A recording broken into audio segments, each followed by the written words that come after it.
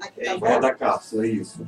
E cuidado só com esse jogo quando for, né? Porque às vezes você tá... Eu sei. Aí vai falar e... Tem que ser assim, tá direcional, Tá bom. Como é que tá?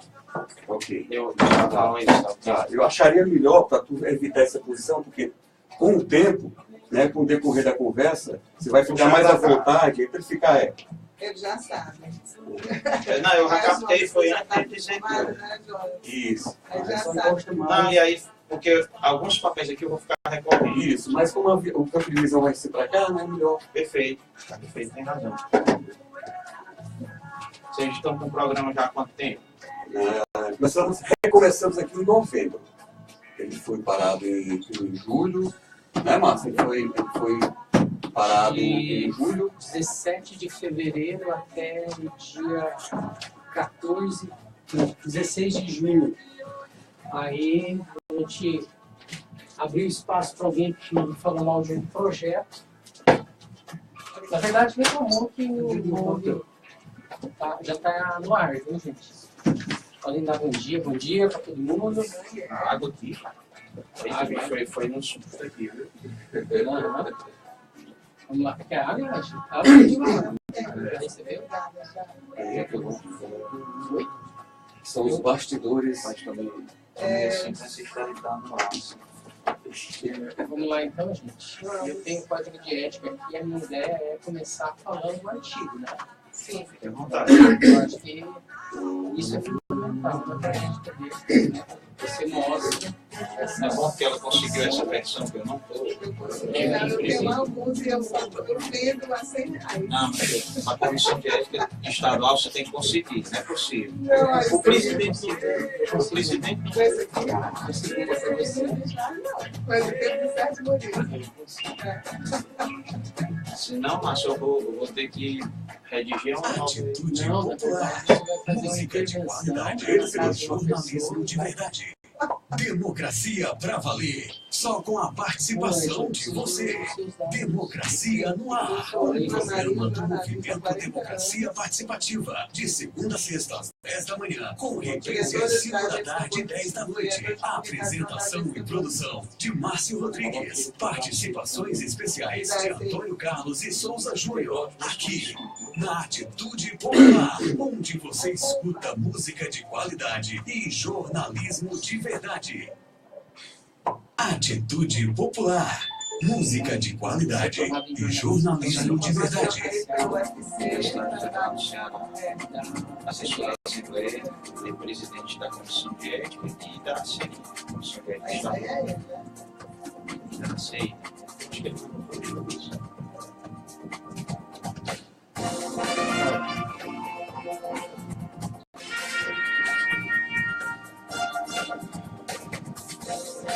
Sinal.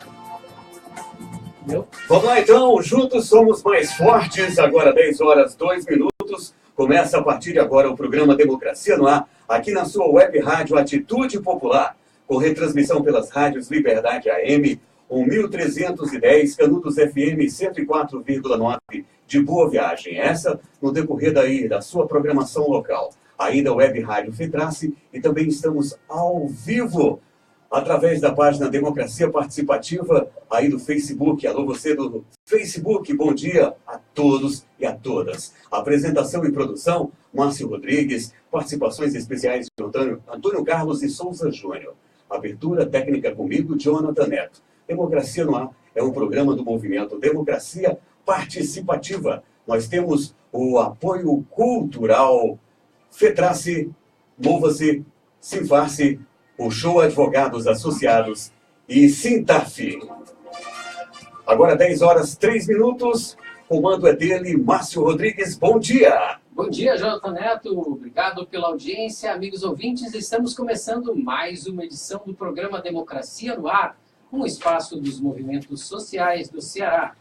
Temos o apoio cultural da Fetrace, do Mova-se, do Sinfarce, do Sintaf e o Shoa Advogados Associados. Além da Atitude Popular, estamos entrando no ar em rede com as emissoras Web Rádio Fetrace.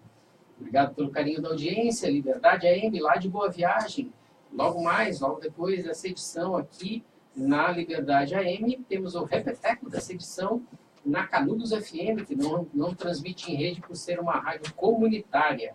Aqui também ao vivo e a cores para todo o Brasil, o mundo, na nossa fanpage, né? Na página do Facebook do Movimento Democracia Participativa, que foi o movimento que gerou esse programa.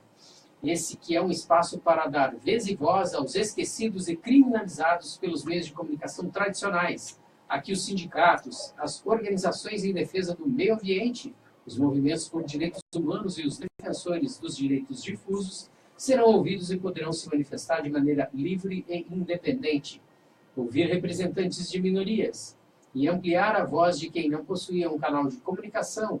Entra no ar agora. Na edição de hoje, vamos receber os jornalistas Salomão de Castro e Ângela Marinho. Salomão é formado em jornalismo pela UFC, trabalha como assessor especial da Assembleia Legislativa do Estado do Ceará, é presidente da Comissão de Ética do Sindicato dos Jornalistas Profissionais do Ceará e é o presidente também da Associação Cearense de Imprensa. Ângela, além de ser diretora da ACI, a Associação Cearense de Imprensa, ela é a diretora que conduz a Agência da Boa Notícia, uma experiência que a gente também vai falar a respeito aqui nesse programa. Mas o assunto principal dos nossos convidados hoje, os dois vêm ao programa para falar a respeito do Código de Ética dos Jornalistas Brasileiros e como ele é, infelizmente, desrespeitado, né, por grande parte das empresas de comunicação e pelas linhas editoriais de muitos e muitos programas e jornais quando publicam determinados tipos de informação de maneira inadequada. Bom dia, Salomão de Castro, muito bem-vindo ao programa. Eu agradeço a sua presença, né? Você cedeu uma hora do seu trabalho lá na Assembleia, eu sei que é muito difícil, eu agradeço a sua presença. Pode dar suas boas-vindas aí, ou melhor, eu dou as boas-vindas a você e você pode se apresentar aí aos nossos ouvintes, aos nossos telespectadores.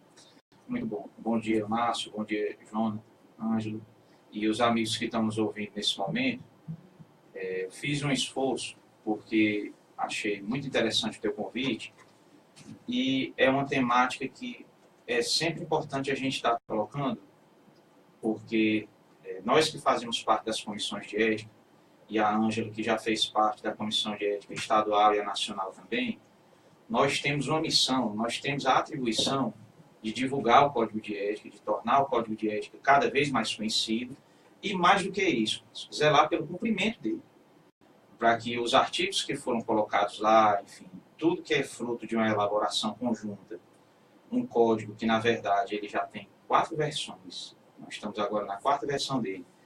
E essa 4ª versão, ela completa 10 anos, agora em 2017. Em 2007, ela foi elaborada no Congresso em Vitória. Nós, eu e a Ângela, inclusive, fomos delegados, fizemos parte dessa comissão que fez a nova redação desse código. Então, de certa forma, é um assunto que nós nos sentimos corresponsáveis, porque naquele momento fizemos mudanças que eram necessárias e hoje, ao você dar uma lida mais detida, principalmente em alguns artigos, você sente que já há artigos que já demandam uma outra revisão, que eu acredito que em breve, espero que aconteça, porque, quer dizer, de 10 anos para cá, você já identifica que o avanço tecnológico, ele já levou a uma situação que a gente tinha que reformular, tornar alguns artigos um pouco mais claros, elaborar outros, porque nós temos hoje uma realidade mais complexa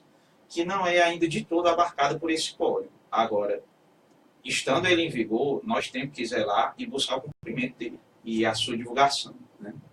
Bom dia, Ângela Marinho. Bom dia, Márcio. Muito obrigada pela oportunidade da gente poder falar num assunto que é tão importante para nós, profissionais de comunicação, mas antes de tudo, para os jornalistas de uma forma geral, sim, da sociedade precisa ficar atenta, porque existem direitos que a maioria das pessoas não conhecem ainda e que podem questionar, reclamar, denunciar. Antes de eu começar a conversar, eu queria cumprimentar o povo de Boa Viagem. Eu morei em Boa Viagem durante 1 ano, trabalhando para o então prefeito Mazinho. Então, tem pessoas lá que eu tenho uma amizade muito grande, apesar de fazer muitos anos que eu não vou em Boa Viagem. Um abraço para todos que dividiram esse momento da minha vida. Você falou uma coisa importante, que o Código de Ética e a ética no jornalismo, ela tem uma responsabilidade das emissoras, dos veículos de comunicação. Mas, no meu entendimento, muito mais dos profissionais. Os profissionais, a maioria dos profissionais, eles não têm uma noção da responsabilidade que eles têm quando eles estão construindo e estão transmitindo essa informação. Eu queria saber se, na sua opinião, isso é uma falha na formação acadêmica. Eu acho que vem a partir da formação pessoal. A partir do momento em que você tem uma formação pessoal, uma estrutura pessoal, de que você sabe que você deve respeitar os direitos do outro, você já pensa de outra forma, né? Você já tem um comportamento diferente do com licença, me desculpe, né? A gentileza. As palavrinhas mágicas. Exatamente. Mas, a partir daí, quando você passa por um curso, por uma formação, que é uma coisa que é muito grata para nós, jornalistas, que nós defendemos, que é a necessidade de uma formação, passar pela faculdade, que você aprende muita coisa, inclusive como você obedecer esse processo ético.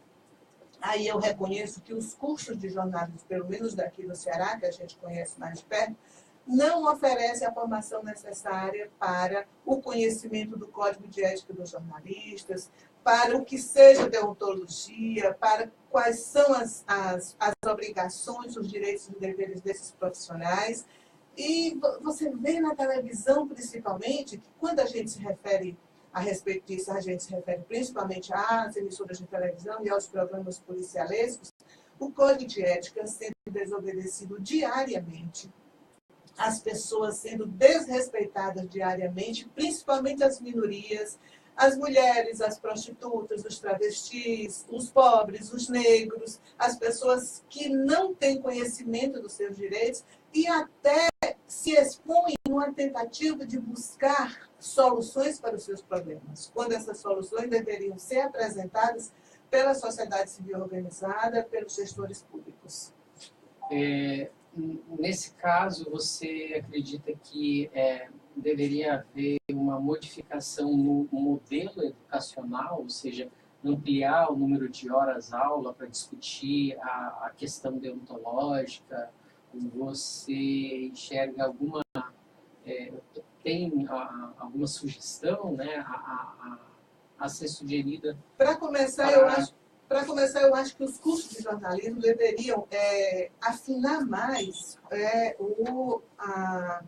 a relação entre o seu professor de ética, né? Na maioria das vezes, esses professores eles não conhecem o nosso Código de Ética.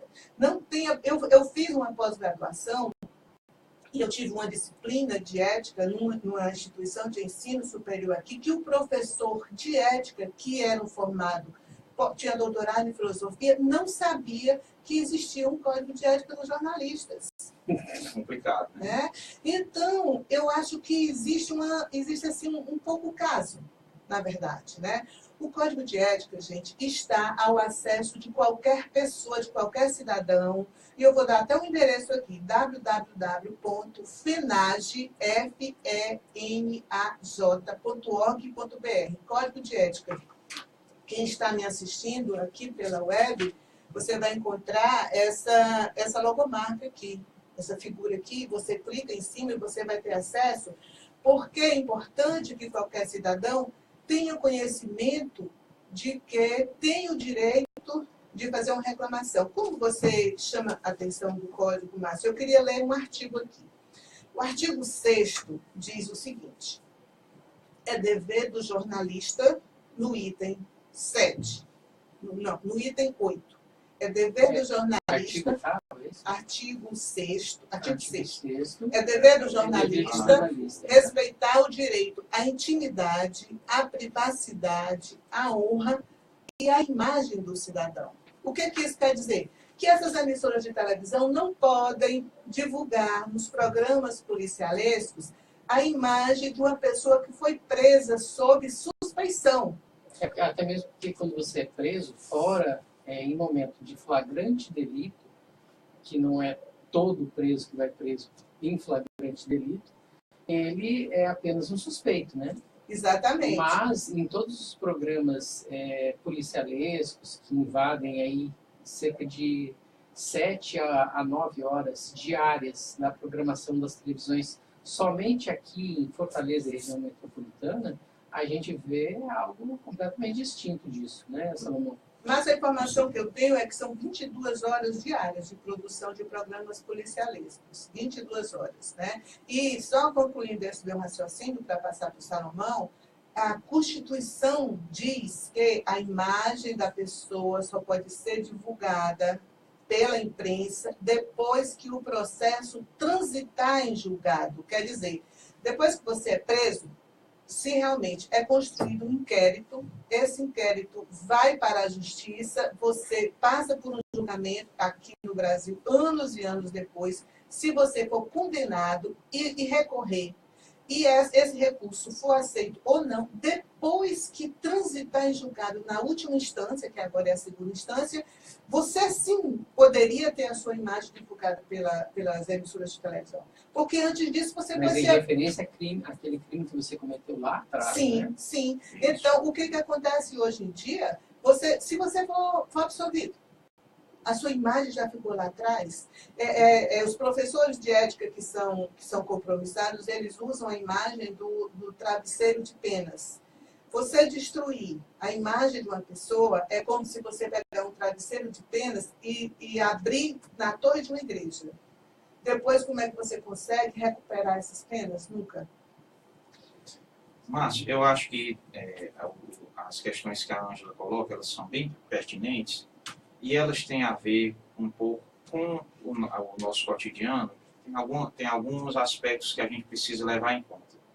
Em primeiro lugar, a gente, é um fato de conhecimento de todos, acredito que de todos os nossos ouvintes, nós vivemos uma realidade muito desigual. O estado do Ceará, dentro dos estados do Nordeste, que já é uma região difícil, ele tem uma desigualdade muito forte. Ele tem zonas realmente assim que estão entre as piores condições de vida que os brasileiros vivem, porque nós temos uma área litorânea, tem um potencial e uma capacidade turística que é bem desenvolvida, mas ao mesmo tempo há uma imensidão de semiárido muito castigada, muito desigual e que conduz a muitas desigualdades sociais. Então, tudo isso conduz a um cenário em que a violência termina sendo muito forte no nosso cotidiano.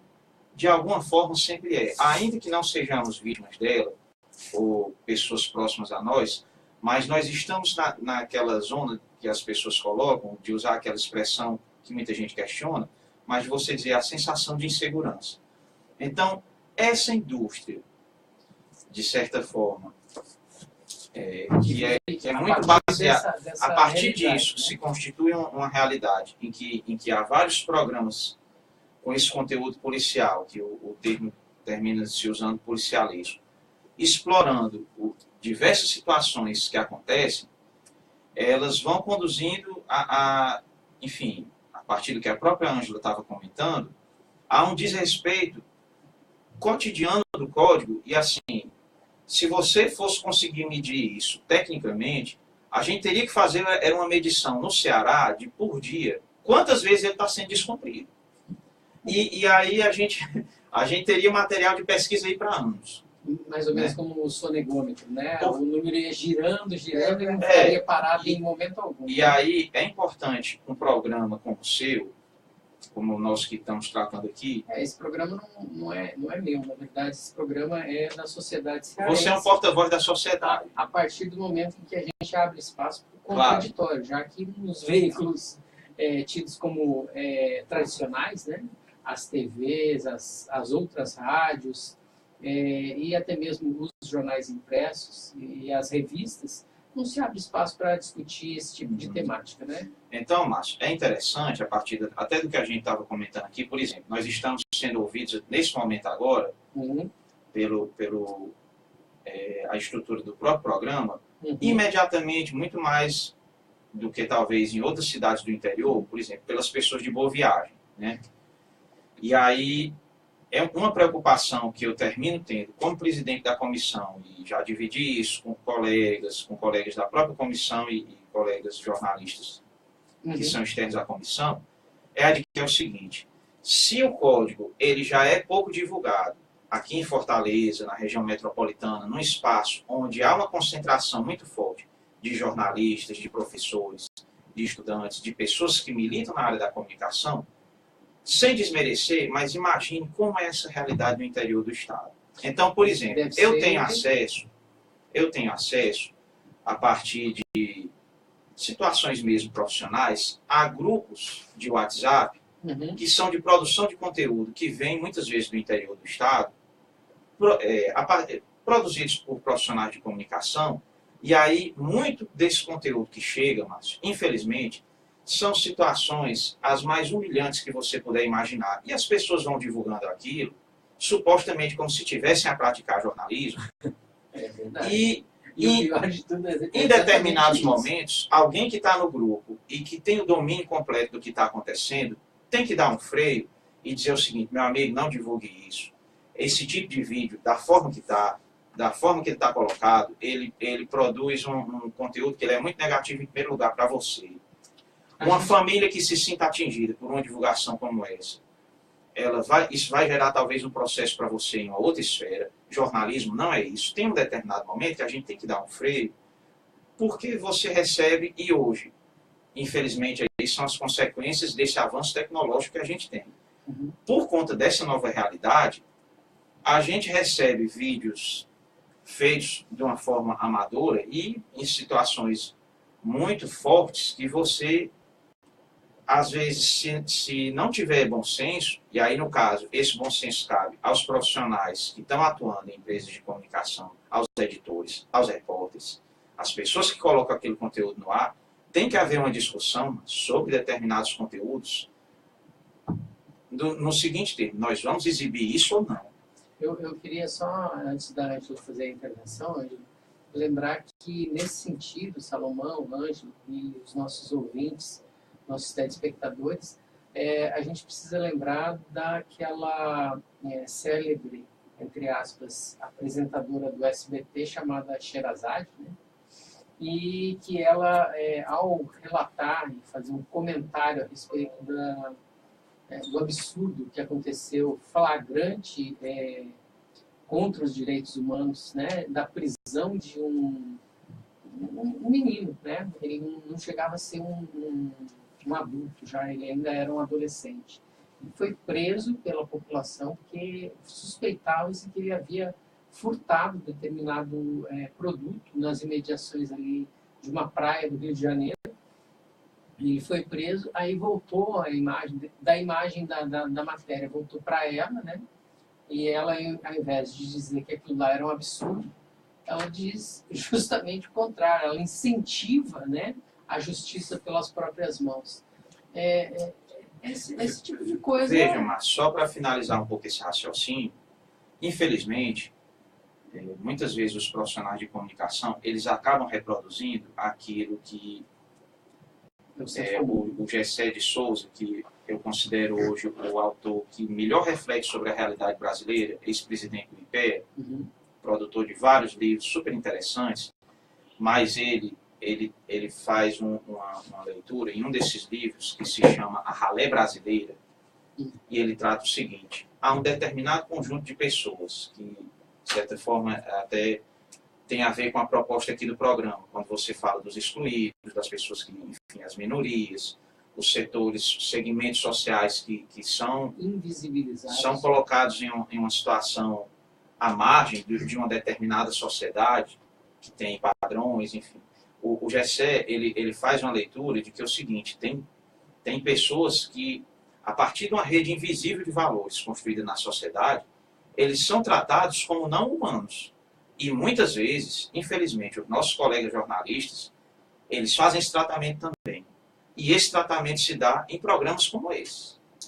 Falta uma reflexão, falta um respeito, falta um cuidado, e muitas vezes é um cuidado, não é só com quem está sendo acusado, que teria que ter sua imagem preservada e que a exposição se daria sob determinados critérios. Mas, por exemplo, em casos de pessoas até que já faleceram, mas a exibição de uma matéria tratando da morte de alguém, ela é colocada de uma maneira que, se não atinge aquela pessoa que já faleceu, atinge os parentes dela, que se sentem afetados, que sofrem com aquilo da forma que é colocado.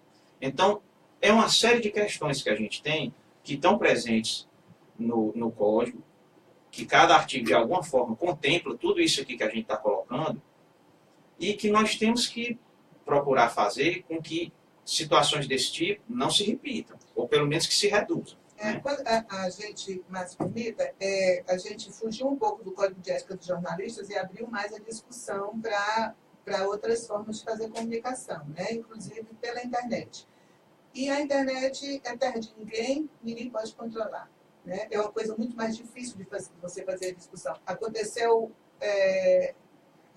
um fato há uns 2 anos atrás, sobre a morte de uma colega nossa, que ela praticou suicídio, e na hora que aí começou a circular na internet a fotografia do corpo coberto por um lençol. E ela era uma pessoa muito querida por nós, ela era uma jornalista. Então, nós começamos quando a gente descobriu o que tinha acontecido e que era ela, e tinha uma página no Facebook que se chama Plantão 24 Horas, no Facebook não, na internet, que as pessoas começaram a fazer aqueles comentários terríveis com relação a uma pessoa que estava lá morta, era a nossa amiga. O Salomão acabou de falar uma coisa muito interessante assim, com relação. Nós estávamos sofrendo, vendo o corpo dela lá no chão, a morte dela, mas também a exposição do que estava acontecendo. E uma pessoa respondeu, quando eu chamei a atenção, eu fiz um post, a pessoa disse, mas você não conhece, ninguém sabe quem está lá. Eu sei quem está lá. Mas isso não importa. Se eu sei ou se eu deixo de saber, é uma pessoa que está lá, é um ser humano, que passou por um problema difícil e que tomou aquela atitude, que não é o que nós vamos questionar agora, e também tem família, tem amigos, tem uma situação, tem uma circunstância. Então, quando você fala na Sherazade, existe um desrespeito pelas pessoas, pelo drama, pela dor alheia. Então assim, é uma banalização tão grande dos sentimentos alheios, que é uma coisa que eu não sei onde é que a gente vai chegar com isso. O Salomão citou aí um autor, eu vou citar outro, que é o Muniz Sodré. Ele se refere a isso como no livro O Império do Grotesco. As pessoas gostam de ver a dor, o sofrimento, e gostam de ver... Quando você vê um acidente na rua, que tem uma pessoa no chão, ou ferida, ou sangrando, o trânsito não diminui, as pessoas querem ver o que está acontecendo. Então, aí já é um estudo sociológico, antropológico, que eu não vou me arriscar, porque eu não conheço. Essa referência que eu tinha feito só sobre a questão, só um pouco antes de você avançar, eu ampliei um pouco e fiz essa referência às redes sociais, mas na verdade, é porque são recursos que os telejornais, eles se apropriam. Então, a gente acaba tendo que comentar muito por conta disso. Mas o jornalismo está na rede, o jornalismo é também nas redes sociais. Aí, nessa transição... também é na web, entendeu? Embora não haja, você disse que não tem uma regulação. A gente acabou de aprovar, não tem nem 5 anos, o marco civil da internet, né? Ou seja, nós temos uma regulação. O que a gente precisa, né, fazer com que essa regulação seja respeitada, como já é de praxe, né? No Brasil, nós temos um Código Brasileiro das Telecomunicações que é de 1962. 1962 a 2012 já dá 50 anos. E muita coisa mudou do ponto de vista das novas tecnologias, 55 anos, né? Que a gente está deixando para trás muita coisa aí. Pois é, mas aí, só complementando o raciocínio da Sherazade e de muitos outros, inclusive aqui nós temos várias pessoas que fazem coisas parecidas, é aquela história do tudo pela audiência, né? E que depois quer se candidatar para uma vaga lá na Assembleia ou na Não, Câmara pois Federal, aí, não é verdade? Isso aí é uma discussão que eu também ia fazer. Muitas vezes é um trampolim político. As pessoas se confundem. Eu já tinha falado sobre isso e eu vou repetir. Como os gestores públicos, como os governantes não oferecem para a sociedade os serviços que a sociedade precisa, principalmente com relação a partir de uma cadeira de rodas, de um atendimento médico, de uma vaga na creche. Então, surgem essas pessoas que fazem esses programas policialescos, porque policialescos veio de uma reivindicação dos próprios policiais que se achavam ofendidos pelo nome programas policiais, passou a se chamar programas policialescos. Então, essas pessoas buscam apoio nos chamados apresentadores dos programas policialescos. A partir do momento em que ele consegue uma cadeira de rodas para uma pessoa e coloca aquele fato na TV, ele ganha 10, 20, 30 votos, porque as pessoas ficam pensando que ele é a solução para todos os problemas da sociedade. Essas pessoas conseguem se eleger, então se transforma assim, numa contradição muito grande. O parlamentar, que deveria defender os interesses da sociedade, da coletividade, ele vai para dentro do parlamento, no nível municipal, estadual e federal, para defender esse tipo de situação. O que foi que aconteceu aqui? Há anos atrás, o então secretário de Segurança Pública, Roberto Monteiro, que era conhecido, você não morava aqui ainda, era conhecido como Gravatinha, porque ele usava a gravatinha borboleta, ele fez uma tentativa, Márcio, de evitar que os presos fossem filmados pelas emissoras de televisão. Os parlamentares foram para cima dele nos microfones das casas do parlamento aqui para condenar, porque ele estava querendo censurar. Então, eles mudaram completamente a visão da coisa. O que o secretário da Segurança... Deturparam, ele estava querendo proteger as pessoas e foi acusado de estar censurando as pessoas. E isso aí é um argumento que se usa muito. Quando nós queremos chamar atenção para a sociedade, que a sociedade está passando por um processo de desrespeito, nós, jornalistas, principalmente, nós somos sempre acusados de estar procurando censurar esse tipo de informação, que é uma afirmação equivocada.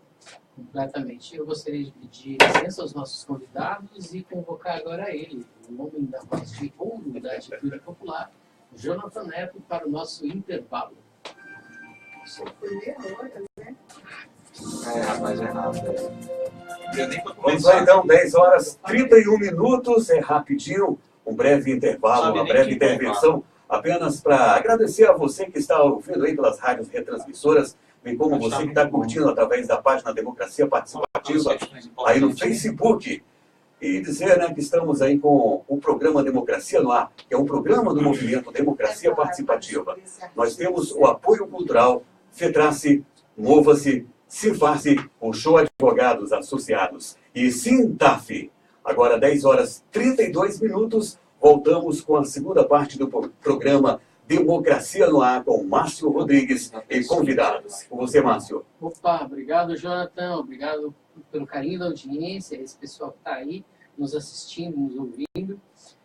Agora, 10 horas e 32 minutos, não podemos esquecer que hoje é o dia 15.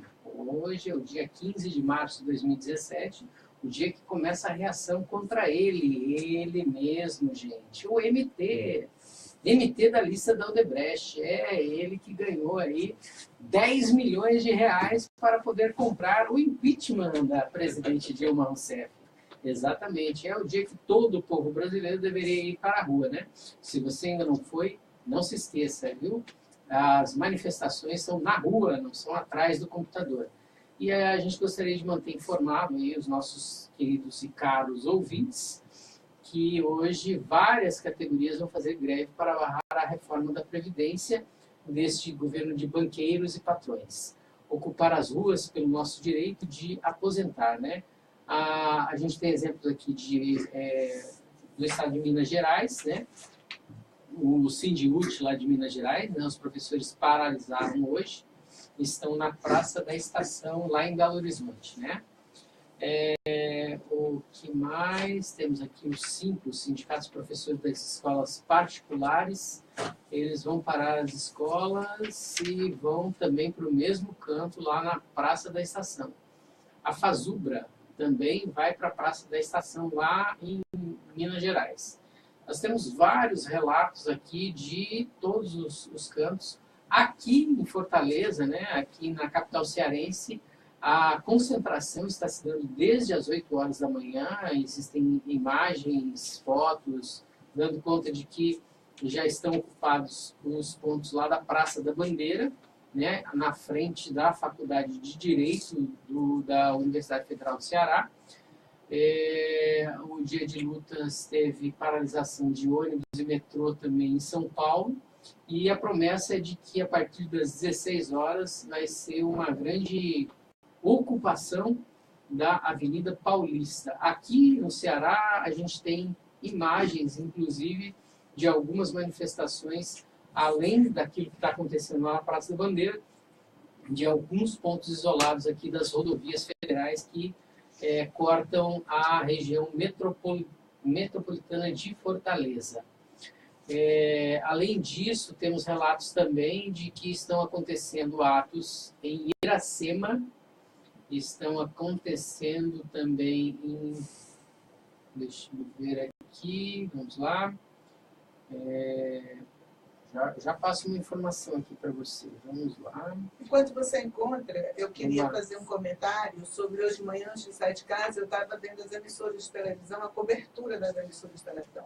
Então, é vergonhoso você ver que o que eles estão falando, assim, eles mostram que as paralisações estão atrapalhando a vida do trabalhador. Eles não falam o que é que está acontecendo e o motivo. Porque quando... Eu não sei se você... Esse é o tipo de comunicação empresarial que a gente tem no Brasil. Ou seja, eles já compraram a ideia de que a reforma da Previdência é interessante para o trabalhador brasileiro. Agora, que tipo de interesse terá um trabalhador de contribuir durante lá 37, 42, até 45 anos, né? E não receber nem um centavo em troca? Então, eu não digo nem que eles compraram essa ideia. A ideia deles é de se preservarem. Na verdade, eu estava questionando... É importante até... Eu estava questionando assim... Desde que começou essa discussão, Márcio, eu não ouvi nenhuma reportagem fazendo um levantamento de quantos milhões se sonega da Previdência Social no Brasil. Porque se eles fossem atrás do dinheiro sonegado pelos empresários... deveria, com certeza, cobriria esse rombo que dizem que tem e os estudiosos dizem que não tem. Né? Então, eu queria só chamar a atenção assim, que existe um código de ética da radiodifusão brasileira que estabelece mas ele normas... É uma autorregulamentação, né? Mas todos eles são autorregulações. Né? O nosso também é uma autorregulação. Esse daqui é de 93 e ele diz, relativamente atual, é o mais recente. Ele diz no artigo 7º, os programas transmitidos não advogarão discriminação de raça, credo e religiões, assim como de qualquer grupo humano sobre o outro. O que eles estão fazendo todo dia? Eles estão divulgando os interesses dele enquanto empresários, porque a reforma da Previdência Social, a reforma trabalhista, todas são demandas dos empresários, do capital, para se fortalecer e mudar o que os governos do Partido dos Trabalhadores tinham feito até então. É importante, inclusive, até assim, que os nossos internautas, os ouvintes que estão nos acompanhando agora, eles fiquem atentos a como isso tudo vai ser divulgado ao longo do dia. Porque aí, até pelos relatos que o Márcio fez, fica bem claro assim, tem várias mobilizações programadas em horários aí variados, inclusive agora à tarde, e tudo isso vai ter um desdobramento, sobretudo nos jornais televisivos comerciais noturnos. E aí a gente deve ter um olhar cada vez mais cuidadoso, cada vez mais apurado ao tipo de conteúdo que vem desses veículos. E, felizmente, se o avanço tecnológico ele tem os efeitos colaterais que nós comentamos há pouco tempo, ele tem, felizmente, também muitas qualidades. Com certeza. Que é essa variedade, que é o fato de nós podermos estar aqui tratando de um assunto como esse, e a gente tem hoje opções que as pessoas anteriormente não tinham. A gente não tinha essa opção. Exatamente. Né? Nós não tínhamos canais por onde a gente pudesse manifestar qualquer tipo. Só tinha a mídia tradicional. Exatamente. O cidadão tem que estar atento e procurar fazer esse filtro. A sociedade tem a sua parcela de contribuição. É aquilo que os teóricos indicam como o gatekeeping, né? Isso, ou seja, perfeito. O porteiro que vai, gate é portão em inglês, gatekeeper é o porteiro, né? É o porteiro que vai lá ficar balizando aquilo que vai poder passar pela cancela, né? De ser publicado num jornal ou em qualquer veículo impresso, em qualquer veículo impresso, ser veiculado numa emissora de rádio ou numa emissora de televisão E aí, o que acontecia? Acontecia que nós não podíamos nos manifestar, né? Eu fui presidente de sindicato durante 3 anos, fui diretor durante outros 3 anos, e é impossível, né? Você não consegue espaço dentro das emissoras tradicionais para você veicular sequer uma nota, né? Uma nota na qual você tenta esclarecer o conjunto da sociedade, a razão pela qual a gente precisa fazer determinado tipo de paralisação. Ou seja, não existe espaço nos veículos tradicionais para que as pessoas possam se manifestar. Por isso, a criação de espaços na internet, e a internet, nesse sentido, o Salomão está coberto de razão, ela é um espaço no qual a gente está tentando fazer o quê? Democratizar a comunicação no Brasil. Perfeito. É verdade, mas mesmo assim eu acho que ainda é muito incipiente, porque menos de metade da população do mundo tem acesso à internet, né? E o grande veículo de comunicação das massas ainda é a televisão, o rádio também, mas principalmente a televisão, apesar de eles estarem perdendo a audiência, isso é a nossa esperança, né? Que a audiência esteja se diluindo. Mas por que aconteceu o impeachment da Dilma, por que aconteceu essa reviravolta, por que hoje em dia o povo brasileiro está nas mãos desse Congresso que está na Lava Jato, que está na lista do Janot, porque são pessoas, são governantes, são parlamentares que são amigos dos donos da mídia, como nós chamamos. Então, essas pessoas são apoiadas. É uma forma tão, assim, é uma disfarçatez tão grande na manipulação da informação, né? Que o nosso amigo Manuel Castro, que a gente está estudando, o Salomão e eu, chama de um comutador. E ele é o comutador que, através do gatekeeping, que ele manipula essa informação. Inclusive, ele cita como um grande comutador internacional o Rupert Murdoch. E aqui no Brasil, o grande comutador é a família, são os grandes veículos de comunicação, a família Marinho, as famílias que controlam. A família Marinho, a família Saad, a família Bravanel, a família Edir Macedo, né? A Mesquita, os Frias e... eu disse alguma coisa no meio do caminho que eu não consigo me lembrar. Bem, o que importa é que 7 famílias controlam a comunicação, 95% a 98% de toda a comunicação do Brasil. Ou seja, a produção de conteúdo informativo mais aprofundado, que seria feito por agências de notícia. Quantas são as agências de notícia hoje no Brasil, Salomão? São 4. A Globo, a Agência Globo, a Agência Estado, a Agência Folha e a Agência Brasil. Sendo que a Agência Brasil, né, a partir do momento em que Michel Temer assume o governo, ele inclusive emite um novo decreto desestruturando a autonomia que era dada à EBC, Empresa Brasil de Comunicação. Ou seja, né, a gente já vê, Salomão, eu assisto a Hora do Brasil. Eu estou voltando para casa e eu assisto a Hora do Brasil. E eu ouço, e a gente já vê na Hora do Brasil, na forma de fazer a Hora do Brasil, a mudança na forma na construção da informação. Acho o que é lamentável. O que é muito grave hoje, assim, que a gente até assim, de certa forma, defende que as pessoas estejam atentas, é muito claro que durante esse período tem muita coisa importante acontecendo, tem muitas decisões relevantes que estão sendo tomadas, e isso vai meio que sendo feito a toque de caixa, e aí a forma como isso é retratado, a forma como isso chega à sociedade, só terá uma repercussão se a própria sociedade se mobilizar a partir das informações que ela recebe. E ela tem que procurar fazer uma boa seleção dos canais que ela utiliza para receber essa informação. Porque se esse estado de letargia, de uma forma geral, continuar, se não houver uma mobilização assim maior de um conjunto de pessoas, nós teremos muito em breve uma série de medidas importantes tomadas, já adotadas, e que a nossa geração, mas principalmente as gerações futuras, vão sofrer bastante, porque dificilmente elas serão revertidas. Eu acho importante também a gente ressaltar e não deixar passar batido o seguinte, né? Vocês dois trabalham lá na Assembleia, né? E a as casas legislativas são muito importantes nesse sentido, porque elas têm veículos de comunicação, né?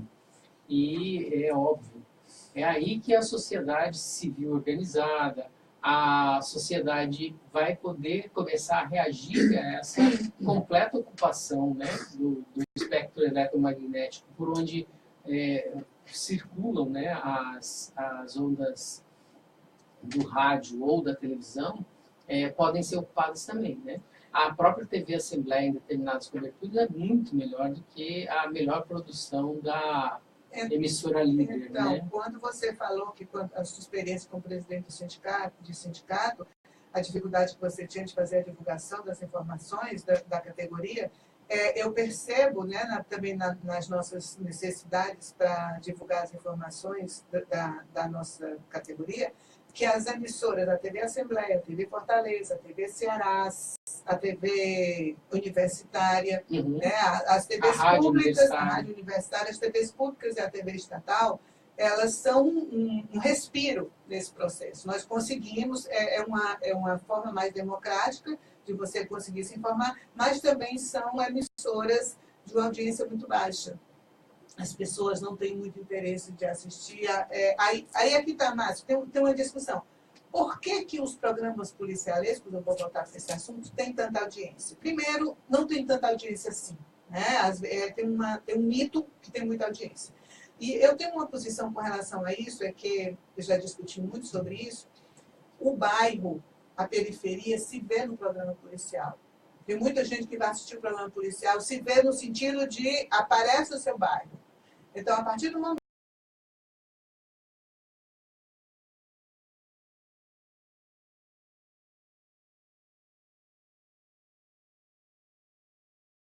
da Agência da Boa Notícia, e a gente descobre muita informação boa, muita atitude interessante, muitas ações sociais que precisam ser conhecidas pela sociedade, não são. A partir do momento que as emissoras de televisão usassem pelo menos a metade desse horário, que eles estão para mostrar violência, dor, sangue, morte, mostrassem as coisas boas que acontecem na periferia da cidade, as pessoas iriam se ver nesses programas também. Mas aí a gente precisa entender também o viés econômico da coisa, né? Para fazer essa transformação, porque assim, como equipe de 2 pessoas, um motorista que também é cinegrafista e um repórter, né, que vai só segurar o microfone e pegar algum dado com o policial, né, sem ouvir o outro lado, você vai gastar uma determinada quantia de dinheiro e estrutura. Para fazer isso que você está sugerindo, você vai precisar de um pauteiro, você vai precisar de um produtor, você vai precisar usar mais o telefone e correr atrás, porque assim, para cobrir programa policial, você precisa daquele HT, né? Você precisa do HT com a faixa da polícia, você ouve que aconteceu determinado evento, né? Não se sabe se é violento ou não, mas que gera algum tipo de consequência violenta, e você só vai lá e capta essas imagens e transforma aquilo, aquele grotesco, como o próprio ministro Sodré define, como algo visível, né? E aí é muito mais fácil. Aí, se você precisar investir em alguma coisa, é que os donos da mídia, né, não estão a fim de colocar nenhum centavo, eles querem só arrecadar. Esse que é o problema. É importante, Márcio, a gente ter a compreensão também de que tem muitas coisas que elas estão interrelacionadas.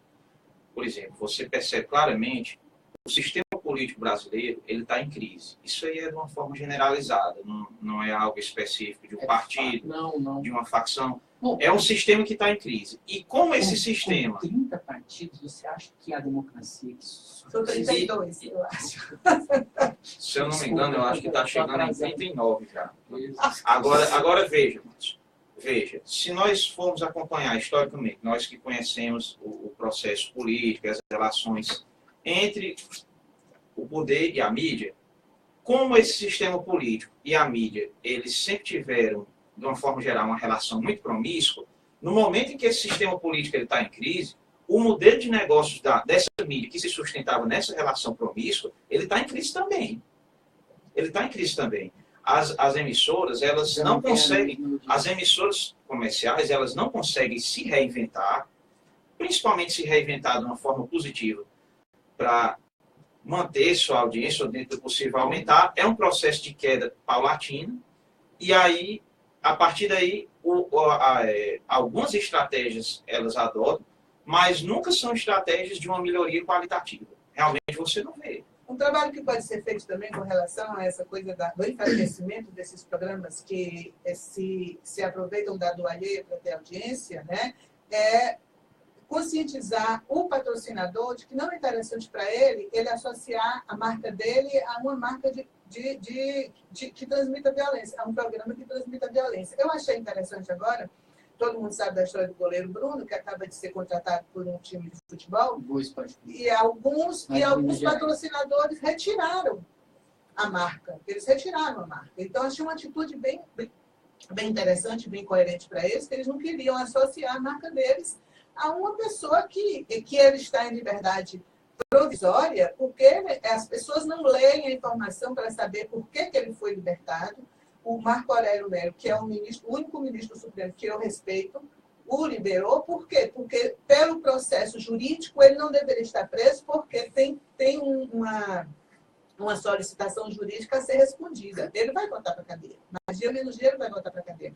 Então, eles tomaram essa atitude, que eu acho que é uma coisa que pode ser acompanhada por patrocinadores de programas policialescos, porque a sociedade começa, como o Salomão disse, começa a perceber que isso não é bom e vai deixar de comprar o arroz, vai deixar de comprar aquele produto.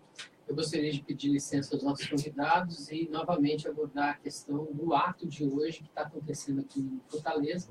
Temos informações aqui do portal O Povo Online, atualizado há cerca de meia hora. Centrais sindicais, entidades e movimentos sociais fazem ato nacional contra a reforma trabalhista e da Previdência nesta quarta-feira. O Dia Nacional de Paralisações e Greves acontece em Fortaleza desde as 8 horas, na Praça Clóvis Bevilacqua, Praça da Bandeira. Também houve movimentação na Praça Portugal, na Aldeota. Os manifestantes fazem caminhada até a agência do INSS, no centro, onde o ato será encerrado. A organização do movimento já aponta que o ato conta com 8 mil pessoas. Trabalhadores da construção civil fecharam as entradas do terminal de ônibus do Papicu por 2 horas no início da manhã. Ruas e avenidas de Fortaleza ficaram bloqueadas durante a caminhada dos manifestantes por volta das 9 horas. Na Avenida Dom Luiz, no cruzamento com a Virgílio Távora, a Guarda Municipal acompanhava um grupo de manifestantes que seguia até a Praça Portugal. Há relatos de disparos de balas de borracha para dispersar a multidão. A manifestação tem participação da Central Sindical e Popular CSP Condutas, Sindicato dos Trabalhadores em Transporte Rodoviário do Estado do Ceará, o Sintro, Sindicato dos Trabalhadores nas Empresas de Transporte Rodoviário de Passageiros Intermunicipal e Interestadual do Estado do Ceará, o Sintect. Já a Força Sindical faz seu dia de protesto separado das demais centrais, Força Sindical, né? E entidades ligadas aos partidos de esquerda. O grupo fez caminhada contra o projeto da reforma da Previdência do governo Temer e chegou a interditar o cruzamento da Avenida da Abolição com Oswaldo Cruz.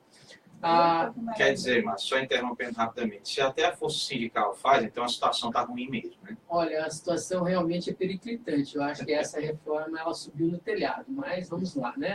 A Autarquia de Trânsito e Serviços Públicos de Cidadania, a MC, diz que acompanha a manifestação dando suporte operacional nas vias entre a Aldeota e o centro. Há agentes da AMC concentrados no cruzamento da Avenida Imperador com Tristão Gonçalves e Praça da Bandeira. Por meio de assessoria de imprensa, a AMC informa ainda que poderá bloquear os cruzamentos Meton de Alencar com 24 de maio e Tristão Gonçalves com Pedro Pereira.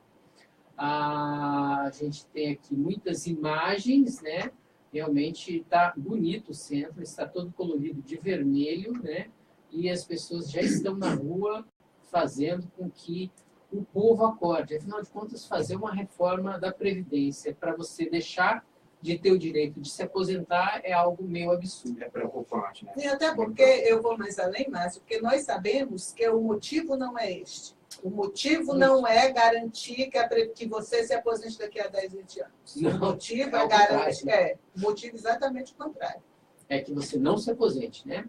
É um conteúdo tão difícil, mas que você fica imaginando os malabarismos que se tenta fazer para se passar a sociedade de uma forma crível, que isso é positivo.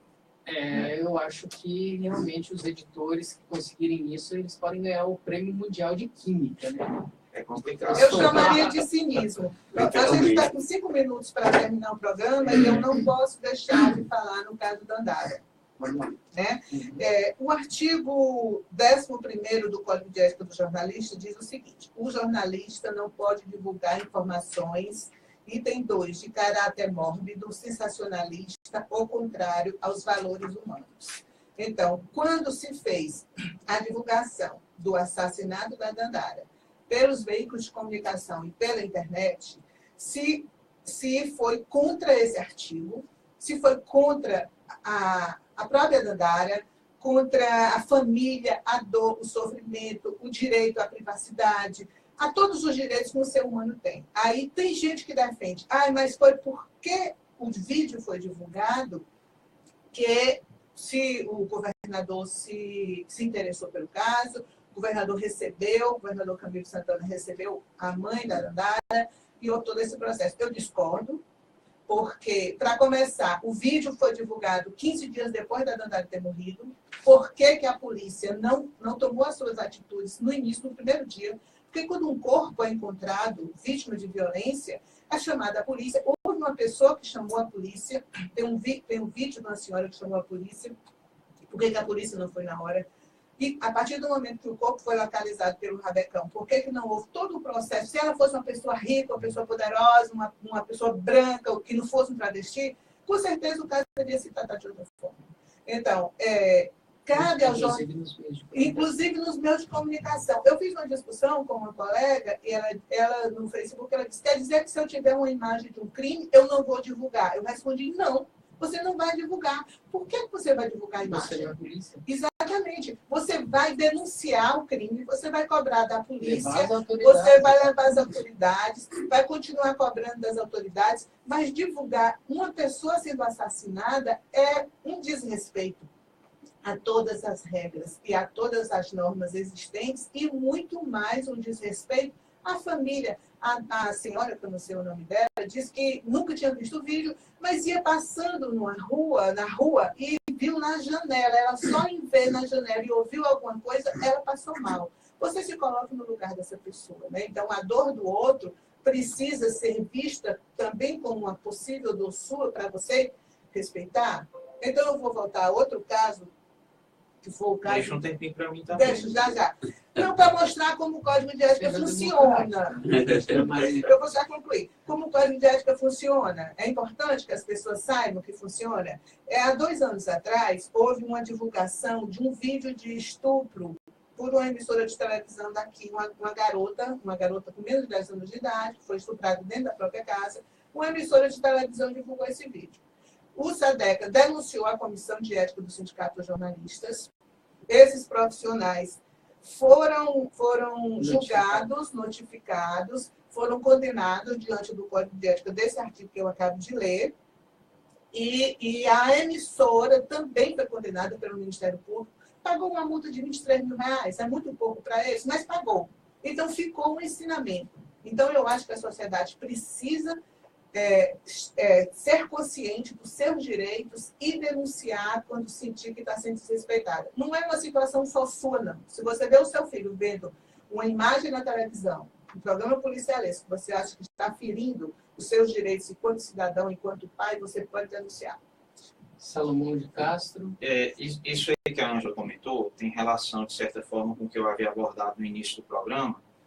É essa preocupação que nós devemos ter quando uma matéria, principalmente conteúdo policial, ela estiver sendo abordada, não só com alguém que está sendo acusado, mas quando é uma situação, como o caso que ela citou, de alguém que foi assassinado, enfim, que foi torturado, que passou por um processo realmente terrível, e a exibição de um conteúdo relacionado àquilo afeta os familiares, afeta os amigos, etc. Afeta a sociedade. Com certeza. E mais do que isso, mas se torna, muitas vezes, um exemplo para que outras coberturas sigam numa toada semelhante, né?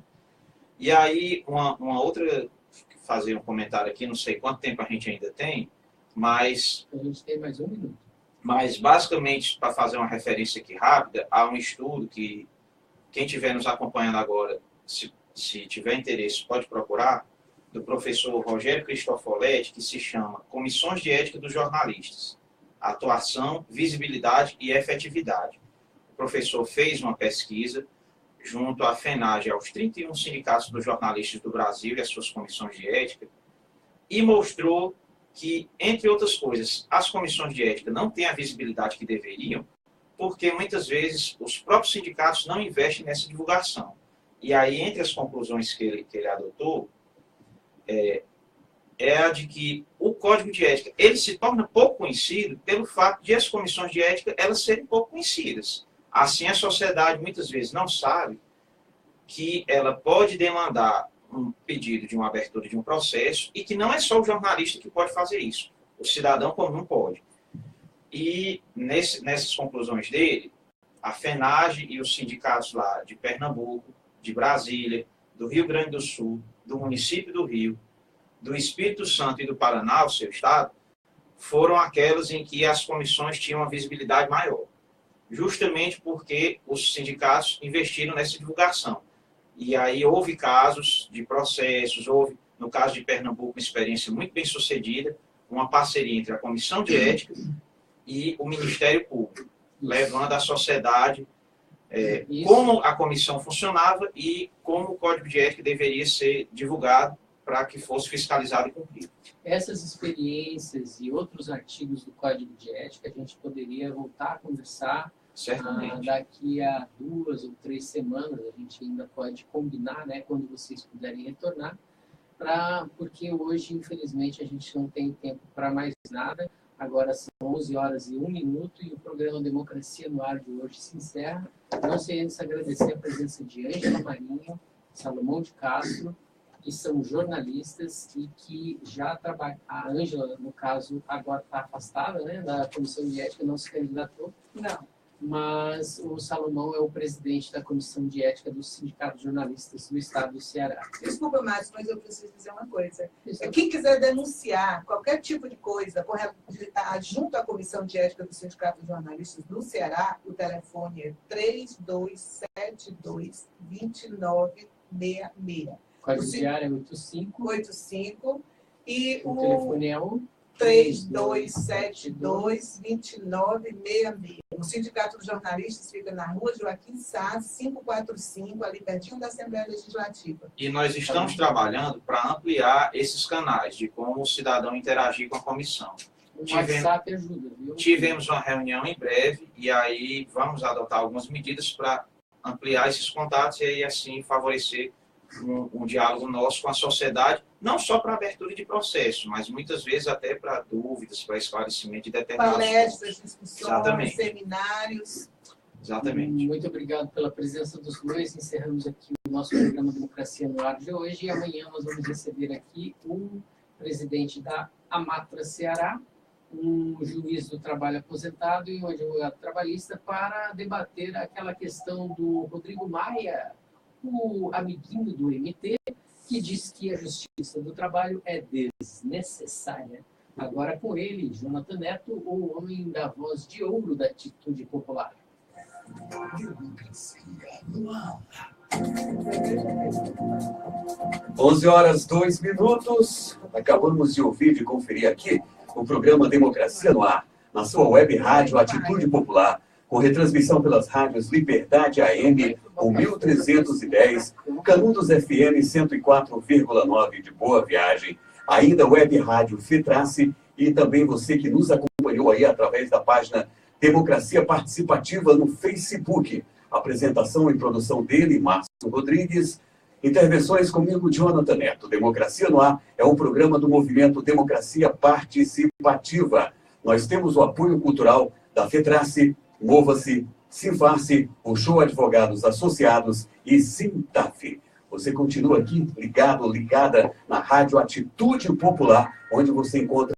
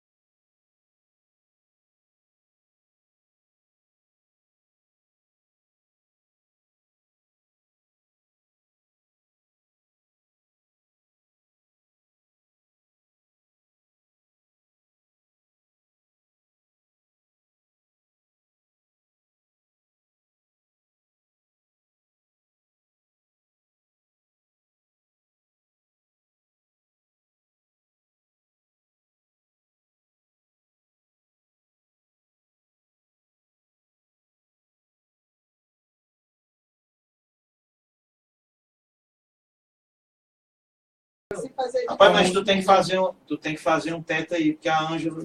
E eu fico meio sem querer cortar. Aí... Não, pode cortar. Aqui é assim, né? O diálogo é intenso e o ambiente é democrático. Não, mas eu achei muito bom, mas achei muito bom. Gostou da experiência? Foi Viu? ótimo, foi ótimo. Não, e é bom porque a gente pode falar coisas que a gente não pode falar em outros lugares. Né? Você pode falar tudo, né? Aqui não tem... Obviamente que a gente vai... Um dia a gente vai sofrer as A gente consequências. só não pode falar mal do deputado. Porque tá tudo gravado, né? Assim, se tiver um golpe militar, a gente vai preso. Mas ser presidente... Poesia. Não vão querer fazer nada, não. A gente vai para Portugal, é só eu vou para o Uruguai, a gente já combinou. Eu e a Suzana tá partindo, a gente vai para o Uruguai. Dá para você fazer um monte de coisa legal. Não é não? Pois não? Dona, agora eu vou correr aqui. Coisa para descoberta lá. Salumas. Meu amigo, vou fazer o possível, viu? Fazer o possível. Ele vem, ele faz esse doce, mas ele vem. Obrigada, vamos. Foi ótimo. Beijo na Cris, tá? Tchau, Tchau, vocês. Valeu, viu? Abraço. Ela começou essa semana. Até a próxima. Foi? Ah, não sabia não. Onde é que ela está fazendo? Deve ser. É, comunicação dele.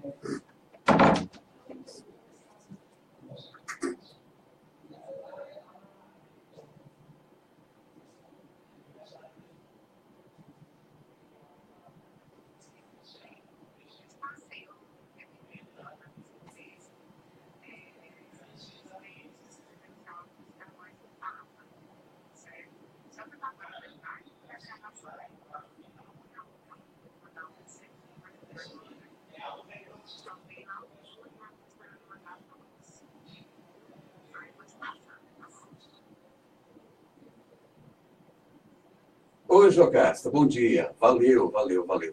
Temos até hoje no ar, né? Editado para ir para o ar até hoje. Então, hoje está tranquilo. Você me enviando até umas 2h30 para a gente editar, para já colocar para amanhã, tá ok? Ok? Obrigado.